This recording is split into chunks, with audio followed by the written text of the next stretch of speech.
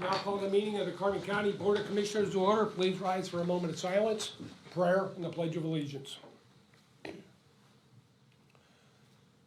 O Lord, giver of life and source of our freedom, we thank you for the many blessings you have given our community.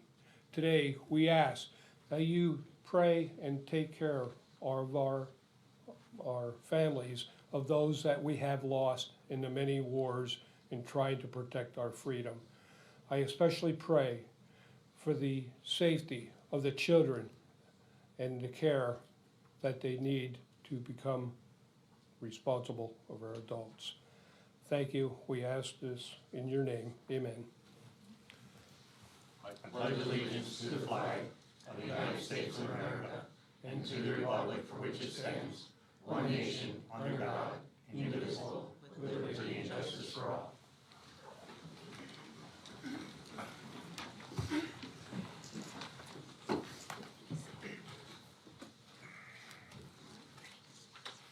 These proceedings are being recorded for the sole purpose of preparing accurate written minutes. Recordings are overwritten following approval of the minutes, eliminating all unofficial records of these proceedings. Approval of the minutes of the previous meeting held May 18th, 2023. Motion approved. Second. Mr. Arner? Yes. Mr. Lukasevich? Yes. Mr. Nosang? Yes. Are there any guests concerning county business at this time? Yes, sir. Please state your name and where you're from. Hi, I'm Brandon Fogel. I live in the Heights here in Jim Thorpe, and I'm here representing the group Save Carbon County. I'm sure you guys are at least somewhat familiar with us. We had a lot to do with the pipeline fight and the land requisition, or the thing on the last ballot. We're a local group that deals with things that we see as threats to the county, and we just wanted to keep you guys appraised of a project that we've been working on. Has to do with the land application of sewage sludge. I don't know how familiar you are with that particular issue, but it just has to do with the solids from septic system or from large septic treatment plants being dried out and put on farmland, which in theory doesn't sound all that bad, honestly, but large septic treatment plants like that can't necessarily remove all of the things that would be of concern, like heavy metals, things like that, but most notably PFAs. Which are becoming more and more of an issue as people are becoming aware of how threatening they are. The federal government is looking to start regulating PFAs at this point, and we're not really testing for them here. Most places that apply septic sludge wind up testing positive for PFAs, and it's been a big problem in other states with farmland getting contaminated without them realizing it because they're told that it's safe, and then all of a sudden you need to decontaminate a large swath of farmland. We felt that that was a threat here because there are several farms here that are taking sewage sludge as fertilizer. And currently, local governments are not allowed to regulate that. It's something that they absolutely can't stop. So what we've been doing is going around to local townships or municipalities and getting them to sign on a resolution. I've got a copy of it here if you guys don't have it. That we're in favor of letting local townships regulate the land application of sewage sludge through a change to the Right to Farm Act. So that's just what we're working on currently. Wanted to keep you guys updated on it because right now currently we have 16 local governments that have signed on to it. We've got a couple more that have it pending, but eventually we'll come to you guys with it as well and see whether you push it for us. If you have that with us, with you today, if you would leave a copy with us so we can look at it, etc. And I would agree with you, especially with the DEP and allowing everything to come in from out of state is even more alarming than anything else. And Yes. Why is it good enough for Pennsylvania and not their own home states? Exactly. If it's a great product, why are they giving it to us for free? That's right. You know, Exactly. So, Yeah, absolutely. So thank you very much for that. And yeah, we don't want to see local farmers wind up in the same situation that they have in Maine right now, where they've got a bunch of like 50 farms shut down until they can find a way to decontaminate the soil because they've been doing this. And right now, it's being done here, as though it's no problem, you know, because we just don't test for the things that are actually the problem. Yeah, and I know like years ago, you couldn't put human waste anywhere where somebody ate something. Yes, And, and it's, but I think what our issue is, like, I think is it us or is it DEP? Because I said, I researched and we all did what was going on at the Palmerton fill site. And I don't think we ever got an answer what was in the fill, what was brought here. And I think like Commissioner Notstein said, we don't even know what's coming in here. They don't even give us the report on what's in that fill. Yeah. So, I mean, this is something that I think, I mean, it's a good idea that you're trying this, but I think we have to get to the upper levels of the legislators and everything and say, you know what, this gotta stop. Yes, we decided to start small, you know, and get Yeah. a lot of the locals on board with it, and then start taking it larger when we had all of that support. Yeah, That's the idea.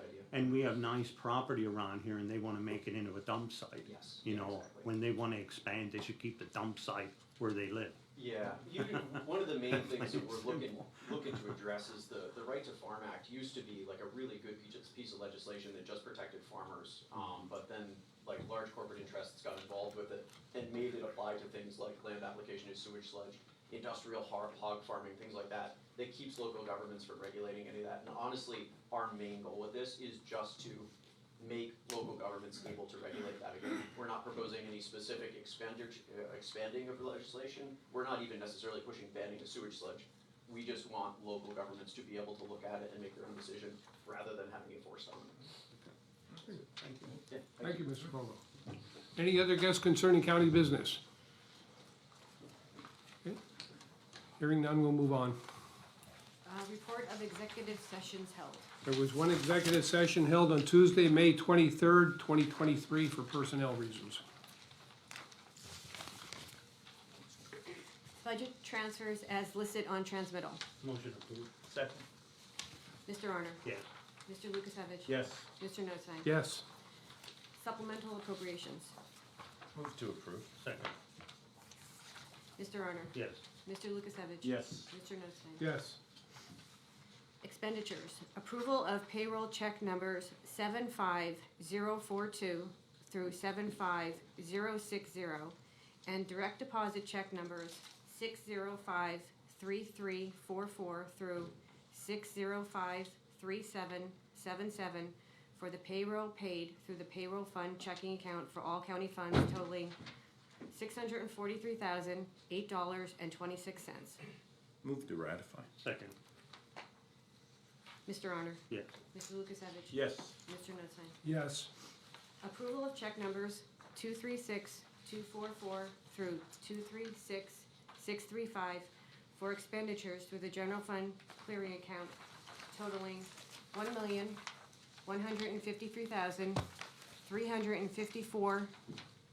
$1,153,354.65. Move to approve. Second. Mr. Honor? Yes. Mr. Lukasevich? Yes. Mr. Notstein? I'm sorry. Yes. Treasurer's report. Motion approved. Second. Mr. Honor? Yes. Mr. Lukasevich? Yes. Mr. Notstein? Yes. At this time, we'll recess the commissioners' meeting and reconvene our salary board meeting. Okay? Call the salary board, reconvene meeting of the salary board from May 18th. Are there any guests concerning salary board business? Hearing none, we'll move on. Purchasing Department, change the Wait, rate wait, of... 1 second, Oh. Hobbs. Report of executive sessions, there was one held on May 18th, 2023 at 1 PM.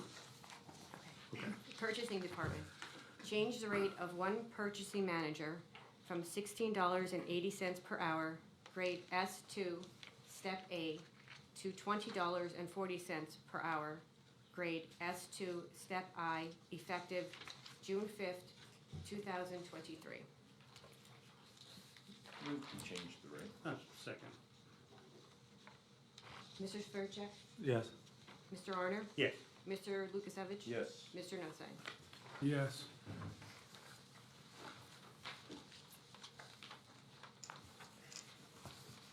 Okay.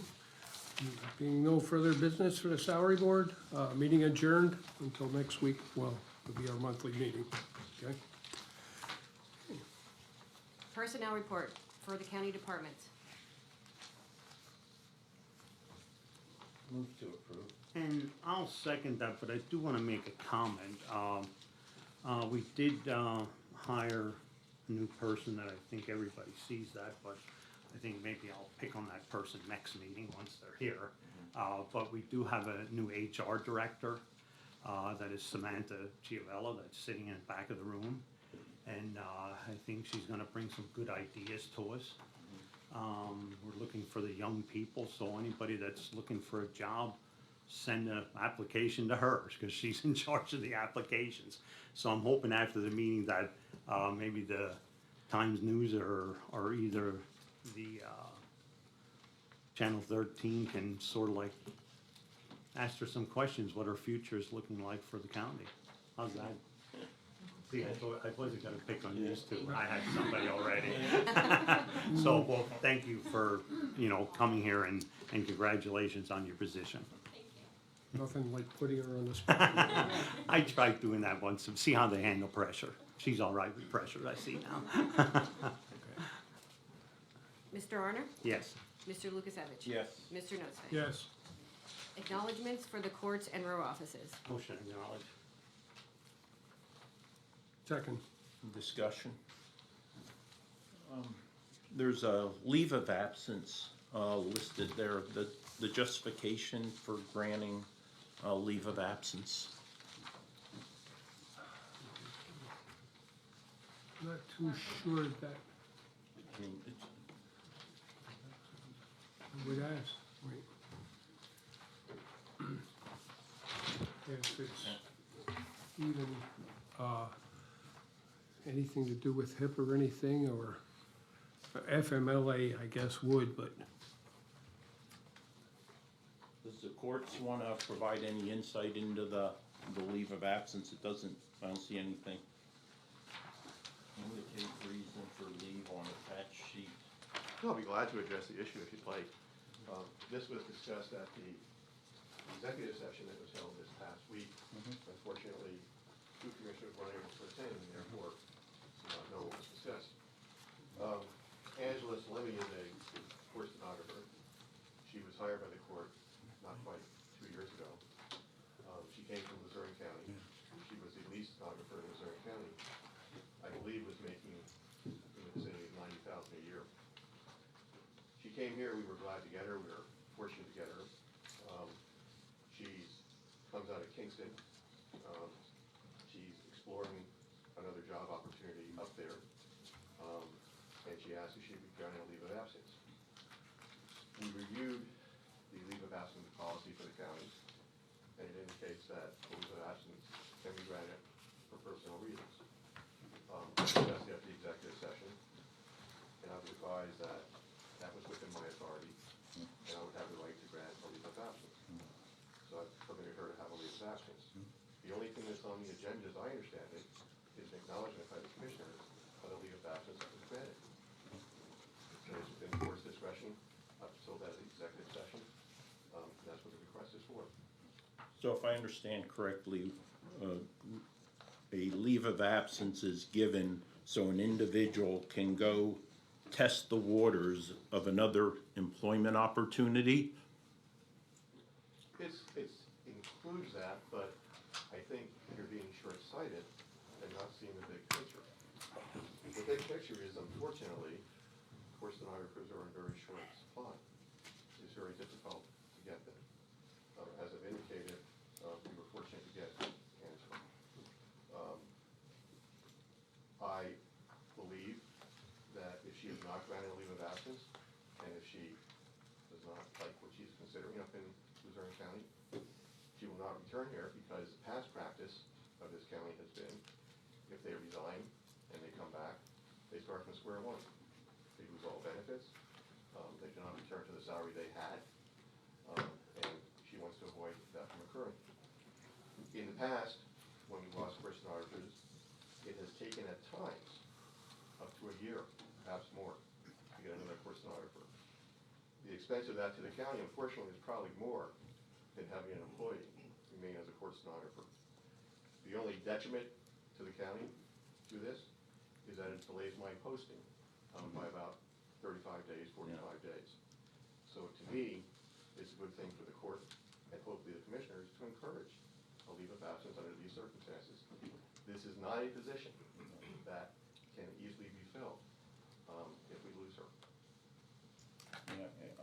And I would say, Judge Nabek, it does unfortunately, though, also start a precedence that other row officers who indicate they have 1620 authorities will start doing similar actions to the detriment in the long term, right? Having that vision that I have of seeing the issues that this is gonna create by acknowledging this. I think we're doing a detriment to the best practices, hiring, firing, and managing personnel. We're opening Pandora's box by the Board of Commissioners acknowledging this. Except that I believe Yeah. that most people who look at things, the decision should be made on a case-by-case basis. Sure, agree. There should not be an across-the-board policy that says, under no circumstances do we allow this to happen. Yeah. There are mitigating and justifying circumstances to permit this in this instance. And that's why I considered it. I discussed it at the meeting we had last week. I think it's justified, I think it's appropriate. Ultimately, I think it's in the benefit of the town. I don't know if she's gonna return. I hope she will return, Right. but I don't know at this moment. Thanks for your explanation, appreciate it. I would add that we're working in extreme times in the retention and in getting good qualified employees. And I think we have to take every avenue that we have to try to retain a lot of our employees. We have already lost how many employees this year? And not all it's the funds or the money. A lot of it is the way they have been treated by someone here in this office. We have at least 4 people that have left because of what is going on. I think we really have to step back and really look at what we are doing to our employees. We're at an all-time low. I think, look what we did already today at the salary board meeting, giving somebody $20.47 an hour with no experience, when this board refused to give that to any of the existing employee at the time who did have experience. So then we wonder why we have so many people leaving. We have at least 5, 6 department heads that have left because of the way they were treated, being treated unfairly by the salary board, by the commissioners. And we have got to turn the tables on the exodus of our employees. Jen, could you look back at the minutes and tell me how Commissioner Notstein voted in regards to the purchasing director? Was that a nay or a yay? Currently, How did he vote? the one just now. Yes, the one we just did. Was it, he voted yes. All right. Well, exactly, and I understand, and I was the one that submitted a higher, an increase for that purchasing director, and you voted no in the January meeting. So I want to hear how, I agree that the salary should have been up there. I made that motion in January, and you voted no. You So- made a motion contrary to the salary study recommendations, which a majority of the commissioners felt was best to be adopted in its entirety, and you were against that. Let me point something out in the summary of the salary study. The objectives of the study were to attract and retain qualified employees. Attract, I see individuals who we have hired to replace individuals who departed as highly qualified. One sits in front of us. One we just have set a salary for today. We have an election director who has done an incredible job after just 63 days on a job running a primary election. So I think we've done very well attracting and hiring highly qualified individuals. I think we could do a lot better. Well, I think then that's disrespectful to this individual sitting in front of us, to the individual who was just in front of the salary board for a salary, the election director. And I don't think we can do better. And I'm very fortunate fortunate to Well, I have those think we can certainly individuals. do better in the way we treat our employees and be more fair.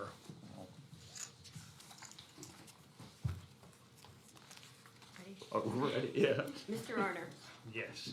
Mr. Lukasevich, Yes, with the exception of the appointment of the peace officer, law enforcement officer, and juvenile probation due to the court's consistent noncompliance with Act 57 of 2020 that serves to protect the citizenry from hiring practices of law enforcement agencies that could place policing authorities in the hands of those with a history of misconduct and place their employee, the county of Carbon, and its taxpayers in a position of liability.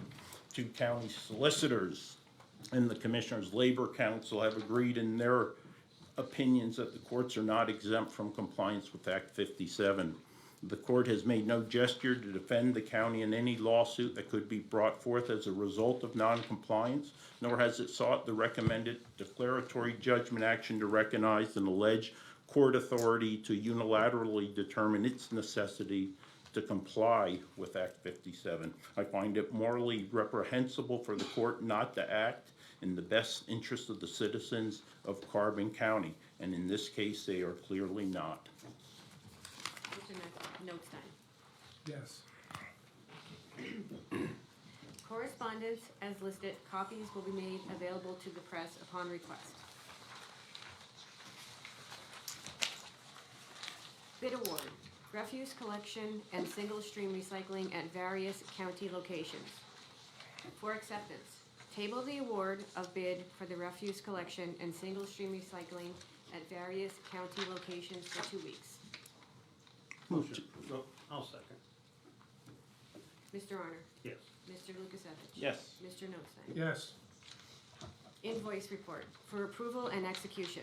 Children and Youth Services third quarter fiscal year 2022-2023 Act 148 invoice report, which will result in the county receiving $1,298,558.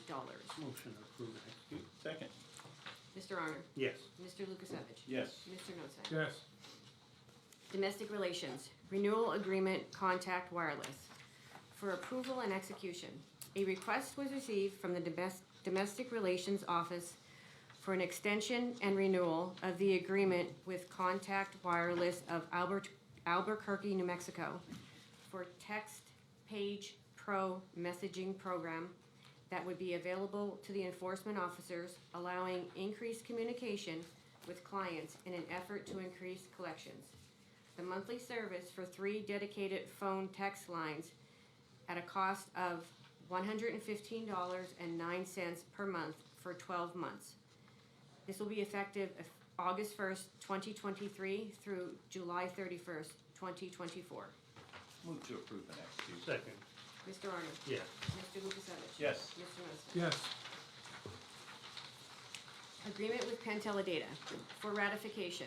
1-year agreement with Penn Teledata to install and service the analog telephone lines, fax and fire alarm for children and youth office at 525 Iron Street at a monthly fee of $24.90 with a non-recurring fee of $140. Motion approved.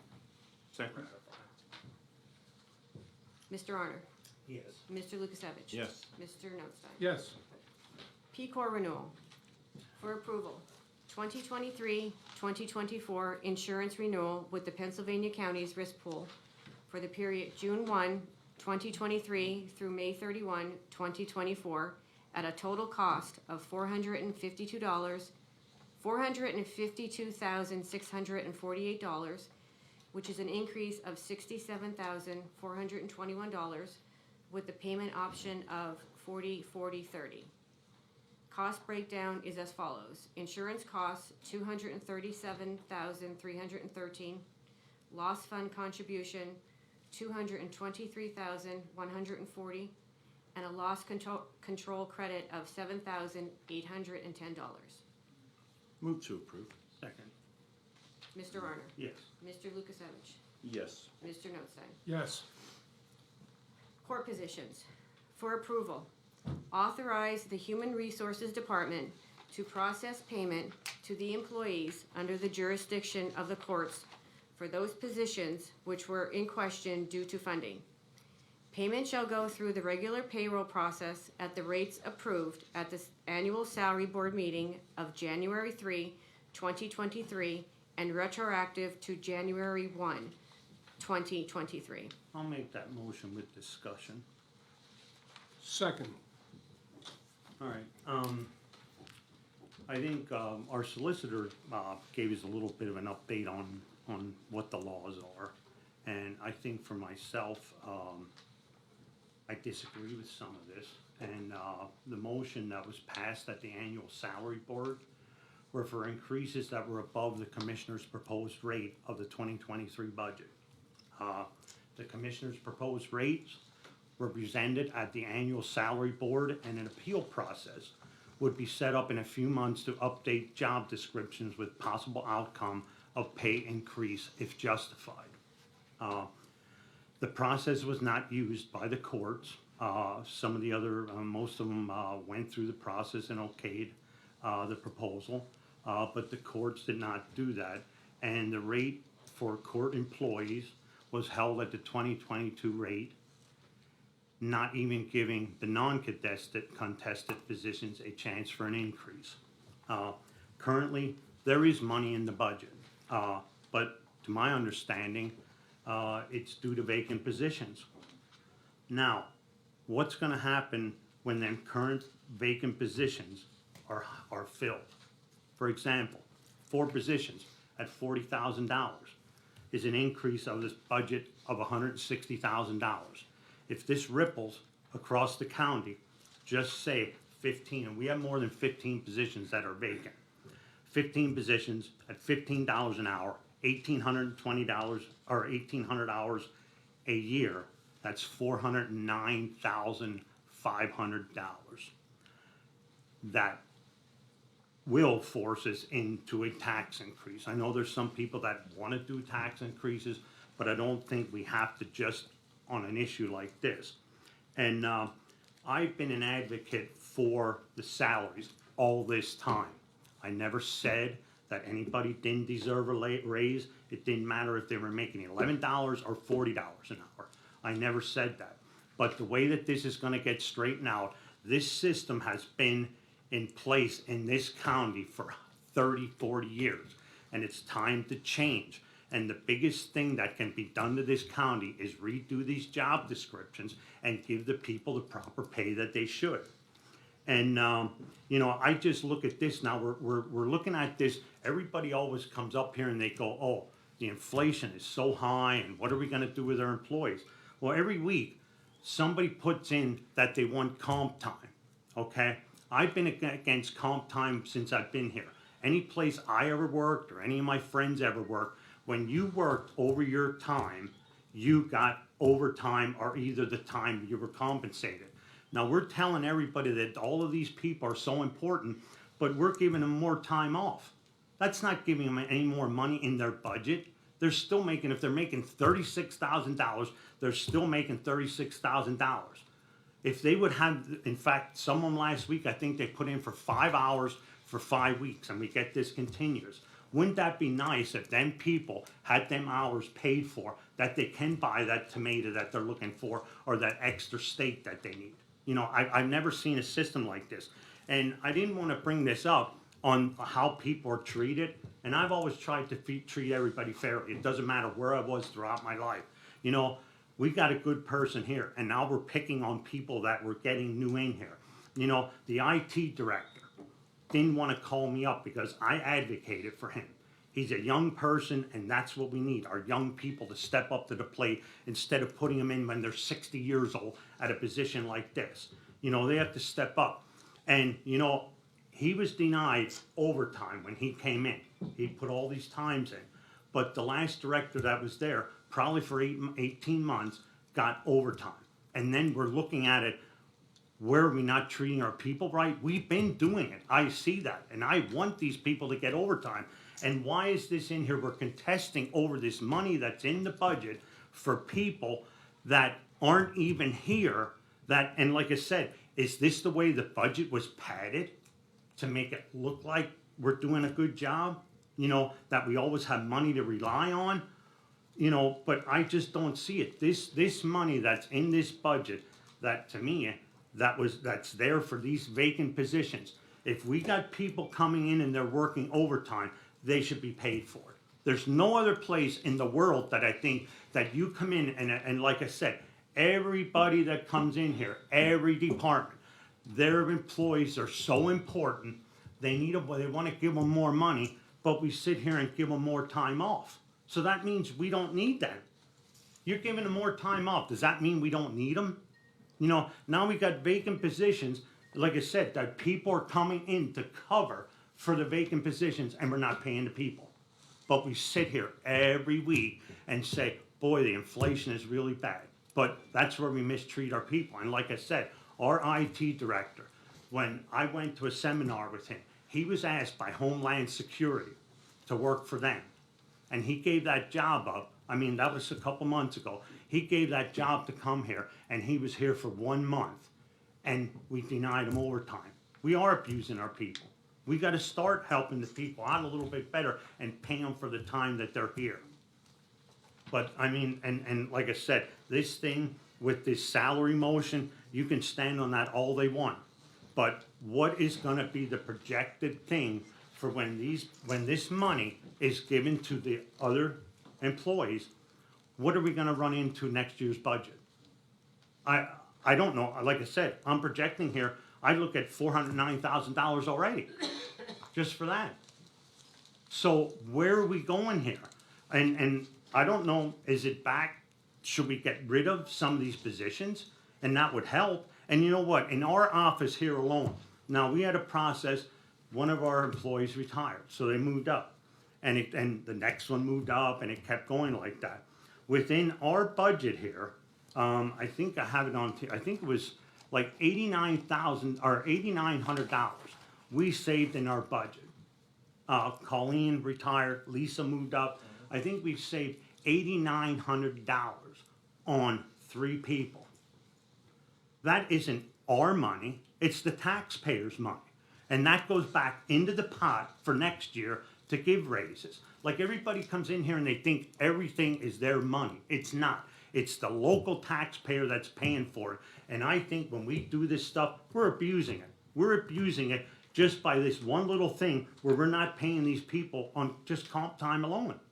How many people come in here, like I said, that could buy that tomato? Or maybe if they're gonna get $50 extra a week, that they can pay for their gas to get to work. We're not even giving them compensation to get here.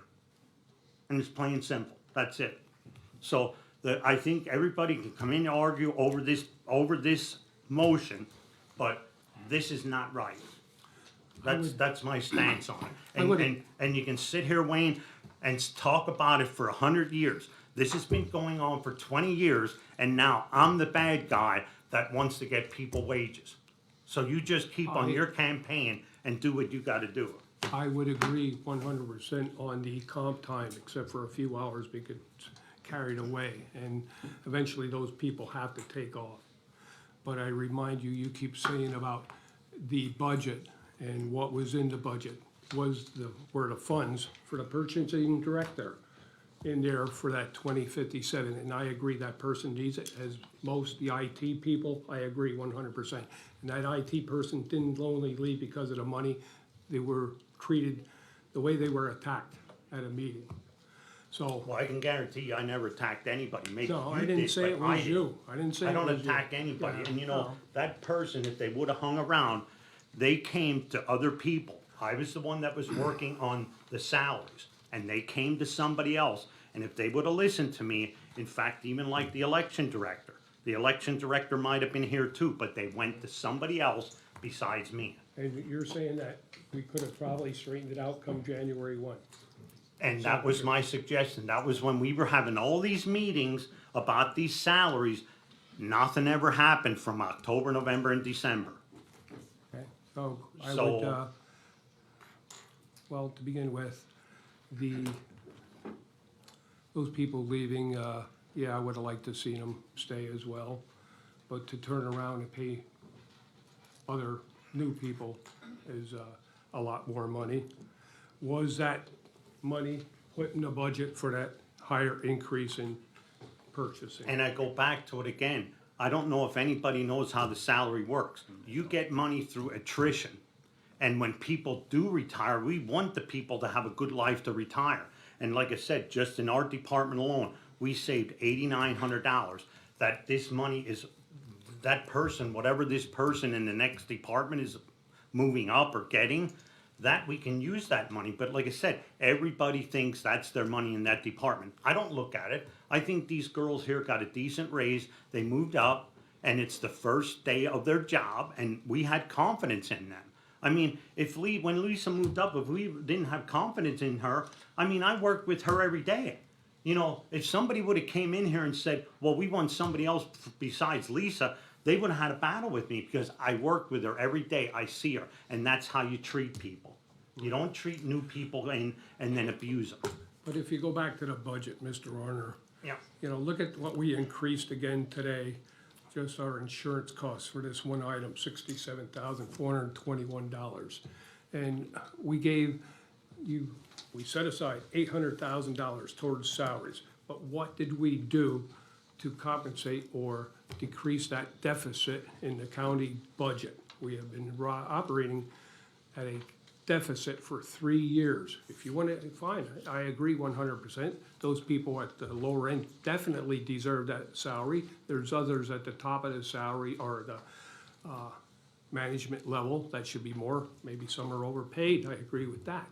But, you know, nothing was done to compensate for the increases of many things going back. How many things have gone up over the years, but yet nothing was done to decrease the deficit of this county.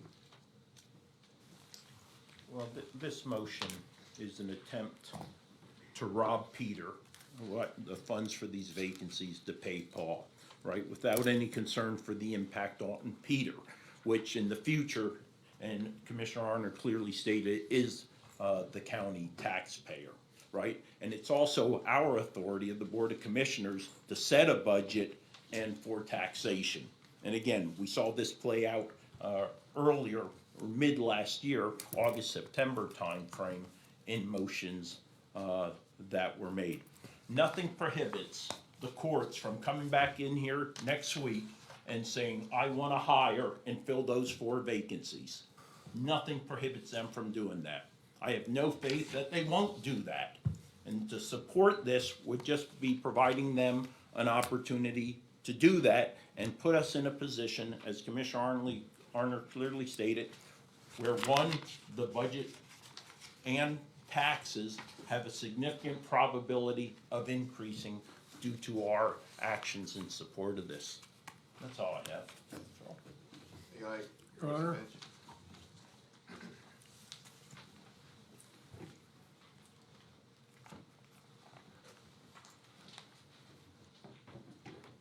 There are a lot of issues and questions concerning the budget, concerning what the county has done by the salary study, concerning how the county has decided to implement that salary study. On December 8th of last year, this Board of Commissioners distributed to each rural office holder what the Board of Commissioners thought should be paid for each position in each office.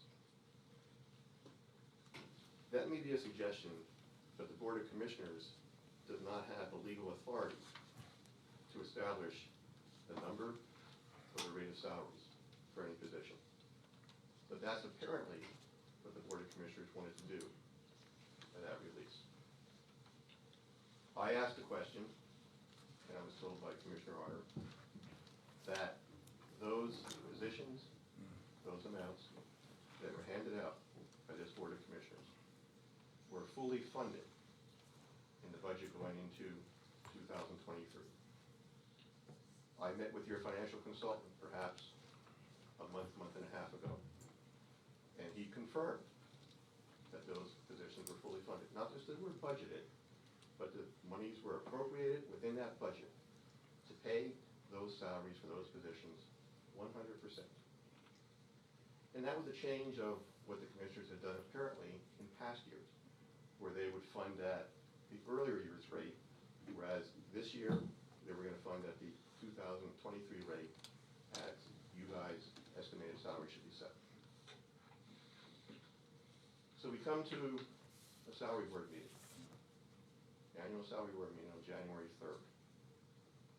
And myself, in differentiation from the other department heads, made motions one by one as to what I thought the positions for my staff should be set at.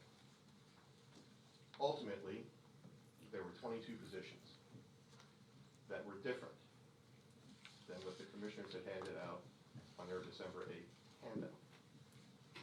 And those positions were voted on by the salary board and approved by a 3-2 vote. That's what the salary board set those salaries at.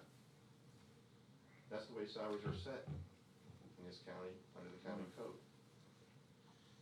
2 commissioners on this board said, we're not gonna fund it. In essence, we really don't care what the salary board set these salaries at. We're not gonna fund it. Okay? Commissioner Lucas Everett says, there's a case by the appellate court by the name of Cadu. And Cadu says, the commissioners fund the salary board sets. I don't disagree with that law. But Cadu dealt with a different circumstance. Cadu dealt with a situation where it came out of Monroe County, where the salary board and the office holders were requesting and directing the county commissioners to take funds from some other area of the budget. Not from salaries, from some other area. I don't recall what the other area was. And the appellate court said, the salary board is an administrative board. It is not a legislative authority. It does not have the authority or the ability to require the county commissioners to take from somewhere else in the budget and place it where the salary board thinks it should be. That's not what we're asking for here. This board not only passed the budget, they appropriated the funds to fully fund the budgets of the salaries we're talking about. We're not asking you to take anything from anywhere else, other than we're saying you should apply the funds that you budgeted and appropriated for salary purposes to salaries. Now, I've met in addition with Mr. Weiss, who has confirmed, I believe, again at the meeting last week that 2 commissioners were unable to attend, that due to the vacancies in the positions, due to the people who have left, who are at higher paid salaries, and left, in part, unfortunately, because county commissioners would not recognize their value and give them some additional compensation, there have been savings in the budget. My court administrator has computed those savings at close to $105,000 for salaries alone. I'm not sure what Mr. Weiss said the savings were, but the cost of what we're talking about, I'm not talking about hundreds of thousands of dollars like Commissioner Arter seems to be throwing around. The cost for these 22 positions, to pay them at the rate that the salary board approved, is $25,514.60. That's, on average, slightly more than $1,000 a position. A number of these positions, under what the commissioners handed out on December 8th, were getting nothing. Not a single cent for an increase in 2023. Some of these people have sat in office and been in those offices for 20, 25, 30 years. And this board said the fair thing to do in light of inflation at 9% is to give these people nothing. Is that the right thing to do? I don't think it is. Apparently 2 commissioners think it is. So, we know the salary board has approved it. We know the monies are already in the budget to pay salaries. And again, the excess saving already is far in excess of the $25,000. My current understanding of the law is that once it's been budgeted, once it's been appropriated, the court has the right to require that it be used for those salary purposes. I've discussed the issue with your solicitor. I believe, and he'll have to speak for himself, that he agreed with that. I know that Commissioner Arner said we've spoken with your solicitor. I don't know what advice he gave you, that's between you and him. But I believe not only are the funds are there, the law says it should be used for these purposes. It's not gonna cost the county 1 cent. Even if we would fill these other positions that were vacant today, which is not gonna happen, because we don't even have the people who are willing to apply for them, given the salaries that are set. Even if we do it, people who are filled today are not gonna be given retroactive pay for time they weren't even here. Those savings are there for the year. They cannot be lost. They cannot be dissipated. They are there. So, if the money is there, if the law says it should be used for these purposes, I guess if this motion is voted down, we have 2 commissioners or perhaps more, we're gonna say, we don't care what the law says. We don't care what our attorney advises us. We're gonna vote against it. Now, is that the right thing to do? I think disrespect for the law and disrespect for what the law requires says a lot about the people who wants to vote against that. So all I'm asking is that you do the right thing. You follow the law. You pay people some fair compensation that was approved by the Salary Board. And let's get it behind us. We're not talking hundreds of thousands of dollars. We're talking, like I said, $25,514.60 for 22 employees. Of those 22 employees, 6 have already left. Why? Look at the salaries you set, and maybe they'll tell you what's going on. And I think this county needs to wake up and do the fair thing for employees. Commissioner Arner said, we want to respect our employees, we want to do the right thing. Let's do the right thing for 22 employees who you've neglected. Let's do the right thing. Thank you. Okay, and I'll respond to that too. I think what this salary study was, and I don't think I asked for it, I mean, I sort of did my own salary study, but when I look at this, the way that the money is distributed, you know, I think it was to not have disparity between the lowest salaries and the upper salary. And I look on this here, this person here is gonna get $3.36 under this proposal. And then I look further down the line, this person gets 38 cents. So where is this being fair to any of your employees that are in the courts? When I see this, when I see people that all the way through the salary scale, even if they're, in fact, I think even one of yours in the courts, the proposal that we gave or what we sat down with, I think the one position that you had asked for $18.99 for that one where we had a little discussion for a couple weeks. That one actually got 22 cents more. I think the IT person in the office was, did that person go from $15.42 of an increase of $2? So you can't say that we're not looking out for people, but again, I go back to it. And the thing was, people aren't getting paid or being paid fairly. And right here, I look at it again. The top person is getting $3.36, and the ones down at the bottom are getting 38 cents. So who's being fair or not fair? You know, if you want to distribute money, then distribute it money evenly, because the secretary down at the bottom works just as hard as the administrator at the top. You know, and that's my point. And we have, like I said, we have 400 employees to take care of. And and that was the process that this was gonna be. Now, this process, if it's not accepted, and I said, I didn't ask for this. Now, all of a sudden, now, is our appeal process? Is anybody gonna appeal anything? Or is there anything in the works for any of these positions to be appealed? I mean, I'm looking at this, I know the courts had asked for an extension, and we denied it, but what's gonna happen? And we're not denying anybody coming back and appeal, even if it was after these, you know, after this. You come back and you have justification. But I said again, I look at it, the main objective that we were looking at was to have a fair wage throughout the whole salary scale, and it's the same thing, it's the same exact thing that was done for 30 years.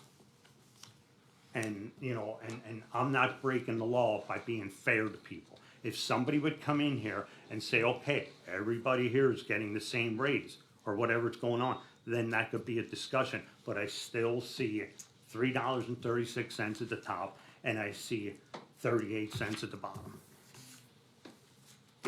That's my point. I guess we can selectively choose to apply this law but not Act 57, Judge. I'm sorry. I find that hypocritical for Do you. you want me to respond to that? Because I wasn't No, given a chance because I'm just before. saying, you've had your opportunity. Not to And- respond to that, Attorney Commissioner, That's because an you've done this issue time with and Act time again, 57. sir. I mean- So the Commissioner's done this time and time again, he brings something about Act 57. Sure. When the court is not given an opportunity to respond. And that seems to be his modus operandi. And I've said, if he wants me to respond to Act 57, because I didn't discuss, I was trying to keep concentrated on the issue that was before you. Now he wants to bring it up again. If you want me to respond, I'll respond. I said this repeatedly in public, and Commissioner Lukasevich doesn't want to hear it and doesn't want to acknowledge it.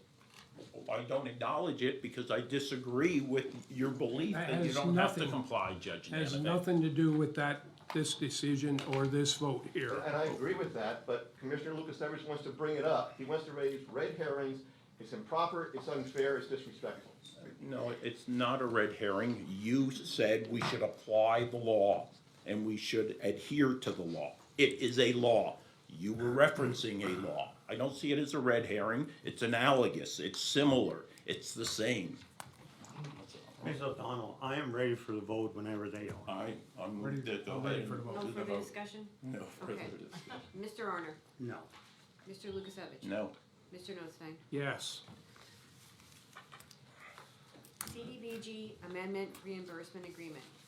For approval and execution, amendment to the reimbursement agreement with Family Promise of Carbon County through the CDBG CV Funds Reimbursement Agreement dated November 18, 2021, in the amount of $27,091.93. Previous allocation of $20,047.10. Motion approved and executed. Second. Mr. Arner? Yes. Mr. Lukasevich? Yes. Mr. Notstein? Yes. Turn it over to you. You've got them all riled up for me now. Under the Agency on Aging, seeking a motion for approval and execution of an agreement between Carbon County Area Agency on Aging and the Advocacy Alliance at a rate of $75 per hour from May 1st, 2023 to April 30th, 2024. Move to approve and execute. Second. Mr. Arner? Yes. Mr. Lukasevich? Yes. Mr. Notstein? Yes. Also for aging, seeking a motion for approval and execution of an agreement between Carbon County Area Agency on Aging and Behavioral Health Associates to provide career employment to BHA students at the Jim Thorpe Penn Kidder Senior Center and to the Panther Valley Senior Center. The agreement will be for the 2023-2024 school year, beginning August 2023 and ending August 2024 at no cost to the county. Motion approved and executed. Second. Mr. Arner? Yes. Mr. Lukasevich? Yes. Mr. Notstein? Yes. For the 525 Iron Street project, seeking a motion for approval and execution of change orders number 1 and 2 to the contract with Master Mechanical Corporation of McAdoo, Pennsylvania. Change order number 1 is a credit allowance for boiler repair and demolition of the unit heater in the amount of $1,754.61. Change order number 2 is a credit allowance for additional demo required at the wood ceiling areas in the amount of $2,334.46. The contract remains the same at $521,480. Motion approved and executed. Second. Mr. Arner? Yes. Mr. Lukasevich? Yes. Mr. Notstein? Yes. Under elections, seeking a motion to authorize the solicitor, me, to proceed with providing a 30-day written notice to terminate the consulting agreement with Lisa Dart of Jim Thorpe, Pennsylvania, which was to provide training and assistance to the Carbon County Elections Voter Registration Office on an as-needed basis.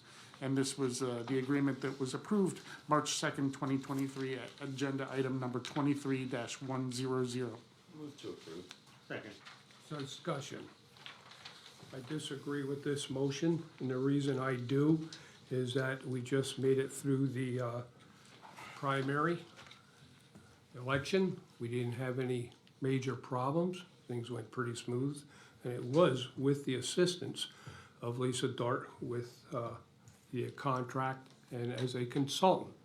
And I want to ensure that come the general election in November, that everything is up and running, everything is accomplished, and we do not have any problems. I can't understand why you would want to terminate this at this time.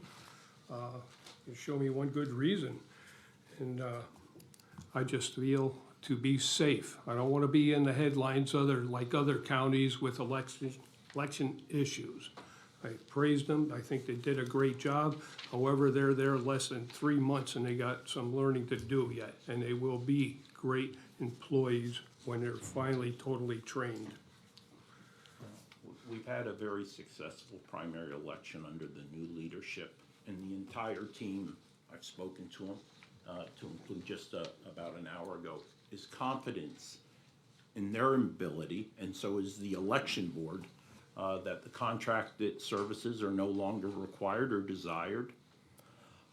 Their confidence in their task, absent a contractor, and that's reinforced by the knowledge that they have 66 other elections teams to reach out to, in addition to Tony Galore, who is our Department of State Shore System liaison, in addition to our mail house and ballot printing contractors.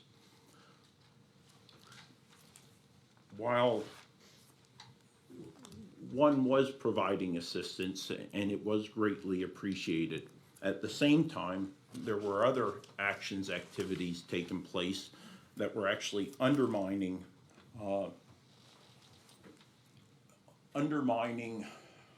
in the eyes of the public the new team's ability to carry out the election process. And I prefer not to go into those in public, but if you want me to start by showing, I'm more than happy to go over to that computer and bring up one specific instance and open that can of worm. And then I'll go down to the more serious issues and concerns.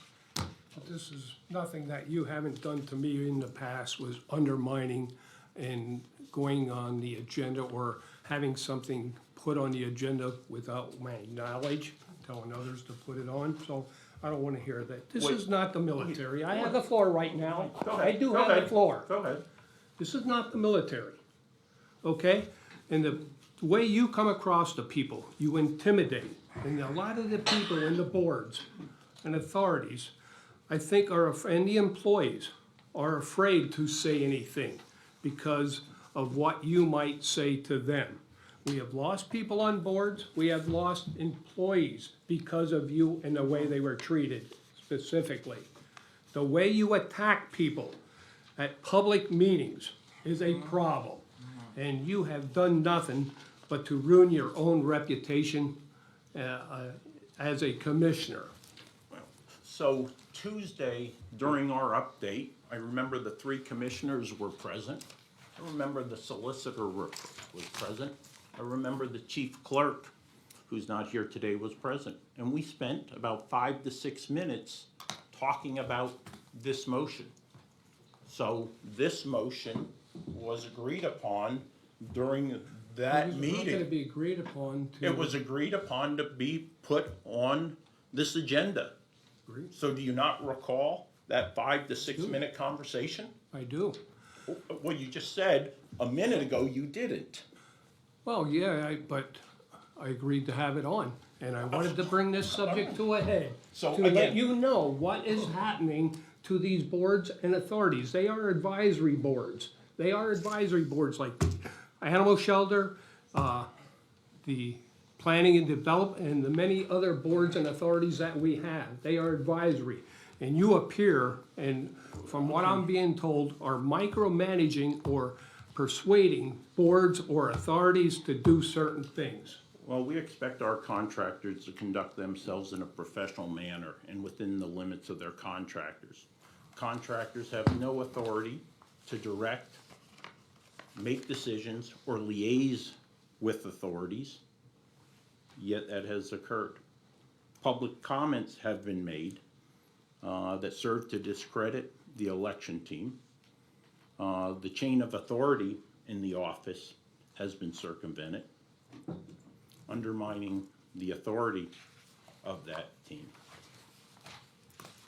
So I think it is due time that the contract, given that we went through a highly successful, near complete, fully election cycle. We have an action today and 5 days from now that'll take place. We're grateful for the contract for her service, but the election board, the election team here in Carbon County is confident in our ability to no longer burden the county taxpayer with $100 an hour contractor. And that person only has to be called when really needed. And that's why I think we should make that person available when needed. Well, we have 66 pro bono people who they can reach out to include then 67 if we talk to our Department of State liaison with the shore system. And maybe what I'll do, maybe I'll change the tone a little bit here. I mean, Lisa has done her elections in the past and she did a tremendous job. And I think where we got her to come in is to help out. And this was one of the departments that I thought, and everybody should agree with me on this, this is the department that changed, flipped 200% in another direction. The elections have changed, and I appreciate what she did. I mean, she was a loss, I think, to the county. And we tried to work things out and it just didn't work out. But our new directors, they did a good job, you know, the assistant, and I can't, like Jane does a tremendous job, you know, in that office. And the way that the elections have changed, we have to send the department to seminars, just like we do everybody else, and reach out to other departments and even to the state on what's going on. And we can't rely on a service all the time. We put these people in position to do the job.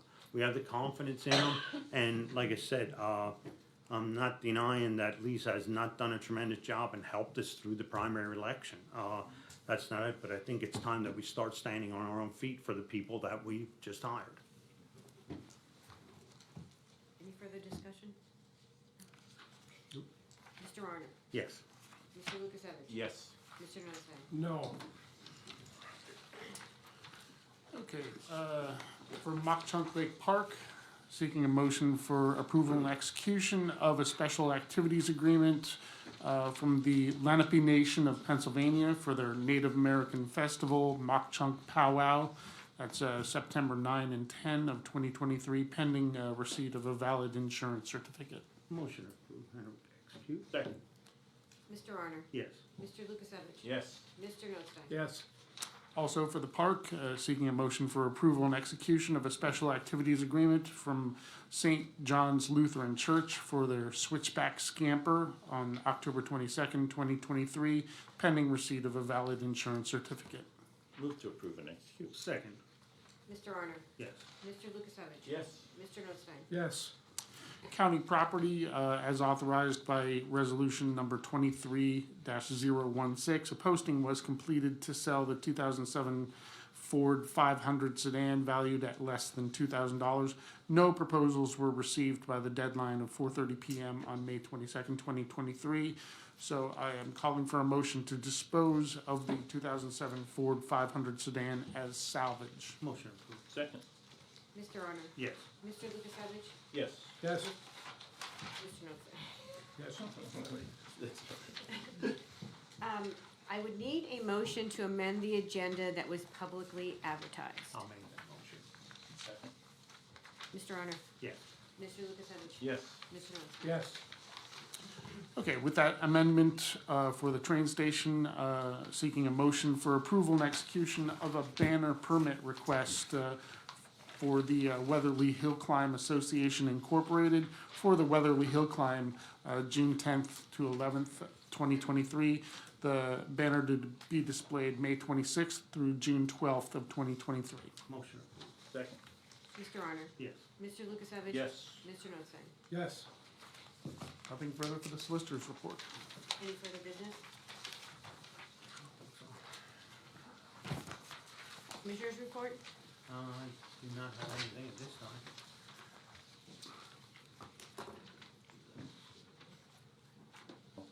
Okay. The water quality was tested at Mock Chunk Lake Park this week. Water quality is excellent. There will be a minimum of 3 lifeguards on duty Memorial Day weekend. That's all I have. Yeah, first of all, I want to thank the Borough of Weisport and in particular Jake Keith Boyer for hosting the Armed Forces Parade this past Saturday in Weisport there. I want to thank all the organizers and people that participated and the residents that came out. Being a small community, of course, it's a small parade and turnout could certainly have been better, but I want to thank them for their efforts on Armed Forces Day and recognizing our military personnel. Tomorrow morning, 9 a.m., the county will be having their program, memorial program in Josiah White Park, 9 a.m. Hopefully we don't run into too many bells and whistles with the train and the clock tower. And, Memorial Day weekend is really a time to reflect on all our losses, all the lives that were lost, the families that were affected, mothers, the fathers, the brothers, the sisters, the wives, and especially the children. And I'm sorry I didn't do a good enough job on the prayer this morning. I forgot to grab it.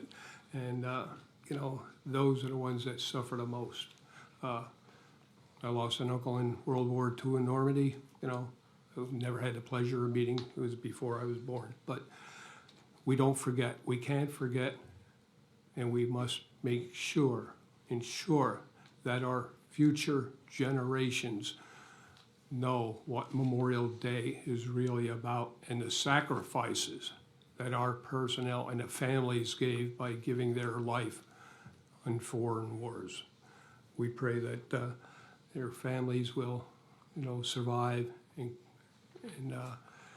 strive the best they can in the future. And I pray for those kids that they have a bright future and someone to mentor them as they grow up. That's all I have. Meeting adjourned. Yeah, and I just wanna put this out there, and I don't wanna do an executive order over Wayne and Chris, but I think it's very important, and I said, everybody has a connection to what it is, and it's like, I had an uncle that never made it home. He's buried in a foreign country, and there's a lot of them here that gave their lives up, and I'm just going out to all departments. If you come out to see the program, we will not fire you. You have to like the post. No There has to contact. be somebody there, but, No contact. no. But, I don't think we're gonna fire you for coming out for a program that honors the people that got us to where we are. We're safe and free because of them. So, now look at this, everybody's gonna close the office up and come out, correct? Okay, All right. now done. Meeting adjourned. Okay, Amy, I think it's your turn. Good morning. Morning. That was a long one today.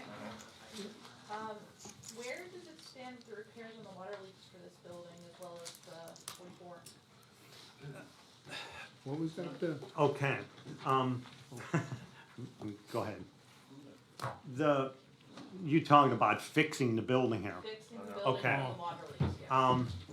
The proposal was sent to P-Corps, that is in our insurance group. And there was, when I think I reported on that, it was like $238,000 to do it. And we didn't really sit down and discuss with all the departments yet, and I did talk to them yesterday. But in the proposal, the insurance company is sort of like bucking a little bit because there is off time that they're working. And so I want to talk to them again. I don't think there's any way that we can work on this building while, the people are in the building. So I think what we're gonna have to do is go to that nighttime work and, weekends or whatever's going on.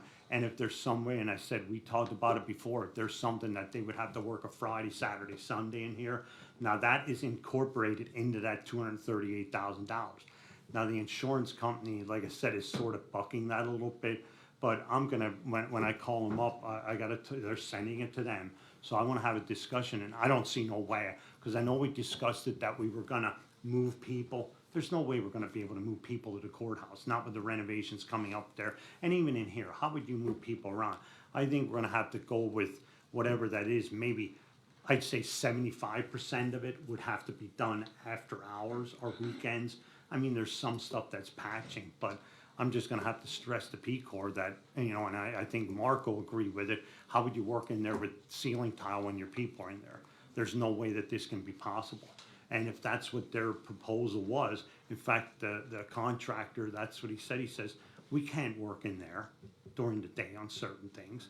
And I agree with him. So I think it's something that the commissioners and P Corps have to work out. And hopefully, now they're supposed to, on Tuesday, they're supposed to have the proposal at P Corps. So probably Tuesday at 9:15, I will call them and see what, you know, we have to have a discussion with it. And I just don't see any other way of doing it. With regards to the children and youth move, is that still on, for June fifth there, around that time? Well, hopefully before. Yeah, Hopefully before. there might be a change. I mean, we want to get them in there as soon as possible, and it's close. I think tomorrow we'll be receiving the occupancy permit, and sort of what, like with the holiday, we wanted to get it together that they could maybe move personal things out of there, and maybe even come in on the weekend. But with the holiday, you know, we don't want to, you know, and go on the people's holiday for the weekend. So I would say the trucks will be loaded, and they will be moved in one day. There's not going to be a long process of this. The other update, just on buildings, while we're talking about that roofing project, is about complete. Unfortunately, we did plan on replacing the air conditioning units, you know, in the project, and fortunately it died this past week. They put a Band-Aid on it, and hopefully we're gonna have the ducts cleaned because of, we have to do certain things before they install the new units, but it's a good thing we had that in our plans while we're doing the roof. You don't wanna tear up a new roof putting these things in, so fortunately, we moved ahead with that for once, and you know, we finally made the right decision. So, on behalf of all three of us. Yeah, so you know, sometimes you just gotta bite the bullet and do what you can. So. And the guy that came in this morning that repaired it, he said the Band-Aid should last 3 weeks. Right. So we're hoping it doesn't. Hopefully it'll run till we see the crane outside putting the new one on. Okay. Well, let's go back to the salary stuff. I know at the annual meeting, you guys had the proposed one, most of all the row offices except the courts had the proposed that you guys did, had that accepted and then made alterations. The courts did not, but why didn't you guys ever go back and take the ones that you had, the sample that you gave the courts and bring it up to 2023 instead of keeping it in 2022? Why didn't we take unilateral action to make the motion? Why did the salary board, wasn't that ever rediscussed on that part? Bringing that J sample that you guys sent out to everybody? The courts had the option to bring that up at every meeting, right? So if So- it wasn't brought up as a motion to the salary board, Okay, right? I mean, that's what I wasn't our sure initial of. recommendation was to accept, right? And then from there, build your other motions for Okay. additional increases. So the initial one was just never brought up again to I you don't guys. recall it ever being brought up in a Okay. salary board, yeah. Thank you. And then, with regards to all that discussion, you guys talked about employees leaving. Do you know how many employees have left since the beginning of the year? I don't know, but I think Samantha might be able to answer, but I think I asked her the other day, there was actually 5 employees that came back to the county. Within the last, I think I have a list, and there was the sheriff's department got some back. There was 5 of them that came back. So, and I said, I think when some people leave, they don't realize what we offer. I mean, this benefit package, and I think Mark can even attest to like our pension. Like our pension is tremendous. I mean, it's like when everybody was losing money, we lost a little bit, but we gained. I mean, we were at like 80,000, I think, or 80 million when I came in here, and I think it was down to like 90 something. So we're pretty good on the benefit package, and I said, some of these things, we're not asking people for more co-pay. I mean, we haven't done that for a while, and it's like, I think some people see that, and it's probably with the gas prices. I mean, you're paying $100 to drive to Allentown, and you're going down there for $2. It just doesn't work out. And I said, I still feel our county is a great county to work in, and I think the county has a bright future with everything that's going on within the county, and I think hopefully all these people will come back.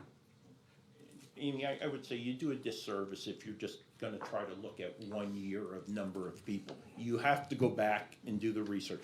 All the agendas that include the personnel reports are online. You can go back and count number of people left, number of people who came. Hopefully in the near future, we'll have an HR platform that will allow us to do that instantaneously. I know that Sam is big into leveraging the technology, but right now, unfortunately, you have to go out and, basically go through the agendas and count departures and arrivals. And, speaking of Samantha, was she on last week's personnel report, cause I don't remember seeing her. Was it 2 weeks ago? Yeah, Yeah, 2 or 3. Okay, Yeah, it was 2 or 3. yeah, I couldn't I'm like, I don't remember seeing it on Yeah. there. And I believe that's it, thank you. The BHA students helping at the senior center, is that something new, or has that been going on? I think they did some stuff with other students, at the other schools. It's just something that might be mimicking what the other schools did. I don't think it's nothing new, because even like at the senior games, they always have the they have the students coming in. It's the And- first we've done anything. Yeah, like that. yeah, But yeah. other areas have. Yeah, or- it's just something that's, it was an idea that was just brought to us that other ones were doing. Do you know what they would be doing at all, or? I don't know, you'd have to ask the Okay. directors, yeah, I mean, they do their regular, they have darts and pool, and I don't know, maybe the kids know how to do cornhole, and that's what they wanted for lessons, I don't know. Okay. That's it? Yeah. Okay.